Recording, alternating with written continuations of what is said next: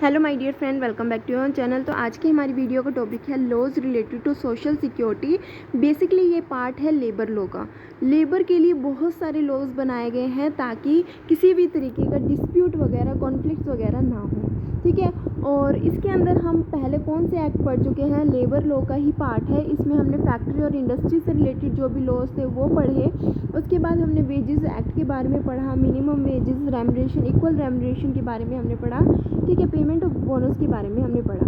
इसके बाद आता है हमारा laws related to social security. Basically मैं आपको ये बता रही हूँ क्योंकि क्वेश्चन आता है एग्जाम में, लेबर लॉ क्या होता है। तो लेबर लॉ का ही पार्ट है सोशल सिक्योरिटी।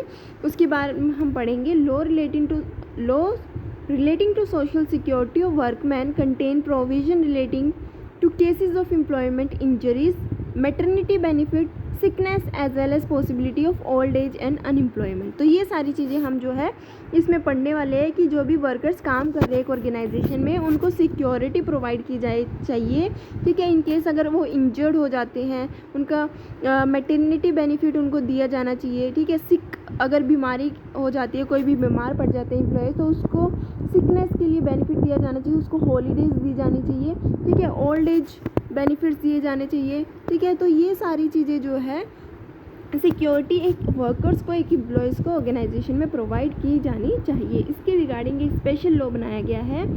तो वर्कमैन कंपनसेशन एक्ट 1923 ये कहता है, it include provision for payment of compensation by employer to workman and their dependent for personal injuries caused by accident arising out of and in course of employment and for death and disablement as a result of occupational diseases. एक employer को अपने workman को, अपने employees को या उस workman पे जो भी उसके फैमिली मेम्बर डिपेंड करते हैं, उनको क्या देना चाहिए, उनको बोनस वगैरह देना चाहिए, ठीक है। उनको पेमेंट देनी चाहिए, उनको कंपनसेशन प्रोवाइड करना चाहिए। इन केस कब करना चाहिए, जब अगर हमारा एम्प्लॉय काम करते वक्त ऑर्गेनाइजेशन में जो भी काम कर रहा है उस वक्त उसको कोई इंजरीज हो गई है, उसकी वजह से वो डिसेबल हो चुका है, काम नहीं कर पा रहा है, उसकी वजह से, उस वर्क की वजह से उसकी डेथ हो गई है, तो उस केस में हमारा जो एम्प्लॉयर है उसको अपने एम्प्लॉयज़ को कंपनसेशन प्रोवाइड करना चाहिए, उस वर्कमैन को या उसके डिपेंडेंट्स को, ठीक है। किसी भी तरीके की अगर पर्सनल इंजरीज़ होती है, किसी भी तरीके का एक्सीडेंट होता है उस पर्सन के साथ, उस एम्प्लॉयज़ के साथ जो उस फैक्ट्री में काम कर रहे हैं, किस वजह से, उस काम को करते वक्त, ठीक है। अगर कोई भी डिसेबलमेंट होती है, इंजरीज़ होती है, कोई भी उस एम्प्लॉयज़ की डेथ होती है या उसके डिपेंडेंट को जो है क्या देना चाहिए, कंपनसेशन प्रोवाइड करना चाहिए। Maternity benefit for women employees have been provided in the Central Maternity Benefit Act 1961 and state law which apply to factory, mines and plantation। कोई भी वुमेन जो फैक्ट्रीज़ में काम कर रही है, कोई माइन में काम कर रही है, प्लांटेशन की फील्ड में काम कर रही है, अगर वो प्रेग्नेंट है तो उसको मैटरनिटी बेनिफिट जो है उस वुमेन को दिए जाने चाहिए। इसके लिए एक स्पेसिफिक एक्ट भी बनाया गया है। अगर कोई फैक्ट्री ओनर, माइन ओनर या कोई भी अगर मना कर देता है उस वुमेन को पे देने के लिए, मैटरनिटी बेनिफिट देने के लिए, तो वो कंप्लेन उस फैक्ट्री के अगेंस्ट कर सकती है और अपना क्लेम जो है वो ले सकती है। Provision has been made in this law for payment of cash maternity benefit before and after expected delivery, grant of leaves and other benefits like payment of medical bonus, free medical aids etc। किस तरीके की जो benefits जो है, maternity benefit किस तरीके के एक वुमेन को प्रोवाइड किए जाते हैं। कैश बेनिफिट प्रोवाइड किया जाता है, साथ ही साथ बिफोर और आफ्टर डिलीवरी भी कुछ बेनिफिट्स जो है वो प्रोवाइड किए जाते हैं। लीव दी जाती है, रेस्ट करने के लिए उसको हॉलीडेज दी जाती है, और मेडिकल बोनस दिया जाता है, मेडिकल हेल्प दी जाती है। ये कुछ बेनिफिट जो है दिए जाते हैं एक एम्प्लॉयर के द्वारा अपने एम्प्लॉयज़ को, ठीक है। इसके बाद आता है हमारा employee state insurance act 1948 which governs the employee state insurance scheme applies to all the employees of non-seasonal factories whose aggregate remuneration does not exceed ₹6500 per month। Non seasonal का मतलब है एक ऐसी इंडस्ट्री जो एक पर्टिकुलर सीज़न के हिसाब से काम नहीं करती, बल्कि पूरे सीज़न कंप्लीट ईयर वो क्या कर रही है, काम कर रही है। तो उस इंडस्ट्रीज़ में, उस फैक्ट्री में जो भी एम्प्लॉयज़ काम कर रहे हैं, तो उन एम्प्लॉयज़ का क्या करवाया जाए, रेम्यूनरेशन, उन एम्प्लॉयज़ का इंश्योरेंस करवाया जाए। ठीक है, जिनको रेम्यूनरेशन कितने मिल रहे हैं, 6500 पर मंथ जिनको रेम्यूनरेशन एम्प्लॉयज़ को मिल रहे हैं, उन एम्प्लॉयज़ का जो है इंश्योरेंस करवा दिया जाए। ESI scheme provide for a number of benefit, बहुत सारे बेनिफिट जो है इस स्कीम के अंदर एम्प्लॉयज़ को मिल जाते हैं। किस तरीके के बेनिफिट जो है एम्प्लॉयज़ को मिलते हैं, जैसे कि free medical treatment for sickness, employment injury, free maternity care for women employees, cash disablement benefit if the disability from injury is for more than 7 days, life pension in the case of permanent disablement, pension for the family or dependent in case of fatal injury means in case of death। तो ये कुछ benefit जो है ESI scheme के अंदर employees को मिल जाते हैं। क्या क्या बात हमने पढ़ी, हमने कहा कि एक एम्प्लॉयज़, जो भी एम्प्लॉयज़ फैक्ट्री में काम कर रहे हैं और वो फैक्ट्री क्या है, नॉन सीजनल है, मतलब एक पर्टिकुलर सीजन में काम नहीं कर रही है, वो पूरे ईयर वो क्या करती है, एनुअली वर्क करती है। और जिस फैक्ट्री के एम्प्लॉयज़ की जो वेजेस है, ठीक है, रेम्यूनरेशन है, वो 6500 पर मंथ है, उससे ज़्यादा नहीं है। ठीक है, तो उस तरीके की फैक्ट्री में एम्प्लॉयज़ का जो है इंश्योरेंस होना चाहिए ESI स्कीम के अंदर।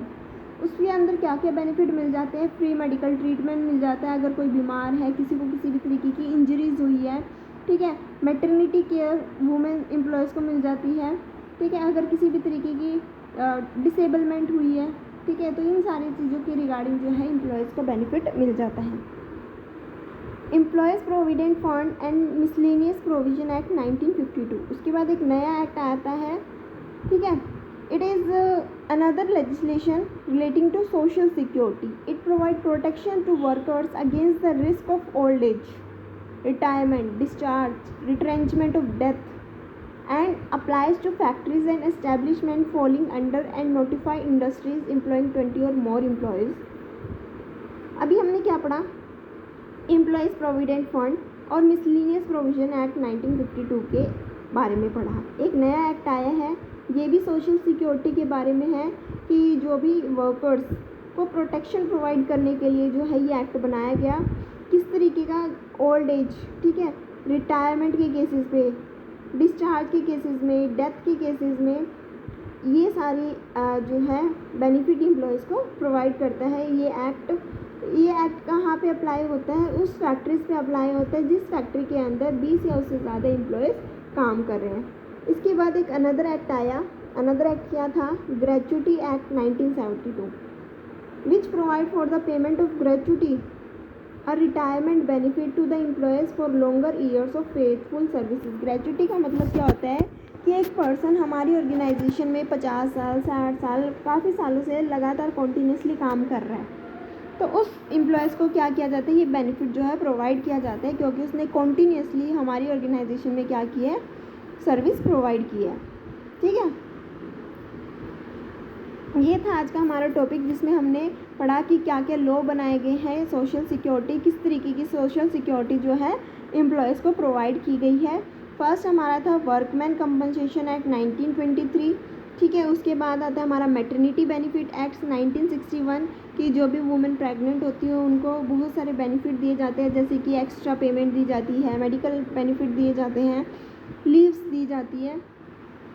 वर्कमैन कंपनसेशन एक्ट 1923 जो हमने पढ़ा था उसमें ये था कि अगर एम्प्लॉयज़ का एक्सीडेंट हो जाता है, परमानेंट डिसेबलमेंट हो जाती है, ठीक है, उसकी डेथ हो जाती है, तो उसको क्या किया जाए, कंपनसेशन प्रोवाइड किया जाए। इसके बाद हमने एक नया एक्ट पढ़ा, एम्प्लॉयज़ स्टेट इंश्योरेंस एक्ट 1948, जिसके अंदर एम्प्लॉयज़ का इंश्योरेंस कराया जाता है और उसके अंदर बहुत सारे बेनिफिट जो है एम्प्लॉयज़ को मिल जाते हैं। इसके बाद हमने पढ़ा था एम्प्लॉयज़ प्रोविडेंट फंड और मिसलेनियस प्रोविजन एक्ट 1952, ये भी एक तरीके का सोशल सिक्योरिटी एक्ट है। ठीक है, इसके अंदर भी एम्प्लॉयज़ को बहुत सारे बेनिफिट मिल जाते हैं जो ओल्ड एज एम्प्लॉयज़ है, ठीक है, रिटायरमेंट के लिए, डेथ के लिए और बहुत सारे रीज़न की वजह से इसके अंदर जो है बेनिफिट एम्प्लॉयज़ को मिल जाते हैं। उसके बाद एक अनदर एक्ट हमने पढ़ा था payment of gratuity act. Payment of gratuity act 1972 कहता है कि जो भी employees continuously faithful services provide कर रहे हैं ऑर्गेनाइजेशन के अंदर, उनको ग्रेचुटी जो है वो पे की जाएगी। ग्रेचुटी क्या होता है कि हर साल जो है अमाउंट कुछ सेव कर लिया जाता है उनके पैसों में से, उनकी जो सैलरी होती है उसमें से, और उसमें इंटरेस्ट लगता रहता है, और एट द एंड जब वो उनको रिटायर होना होता है, जब वो जॉब छोड़ते हैं, तो उस समय वो सारा का सारा पैसा जो है एम्प्लॉयज़ को पे कर दिया जाता है। ठीक है, तो ये था आज का हमारा टॉपिक। आई होप आप सभी को ये टॉपिक अच्छे से क्लियर हो गया होगा, समझ में आ गया होगा। So thanks for watching.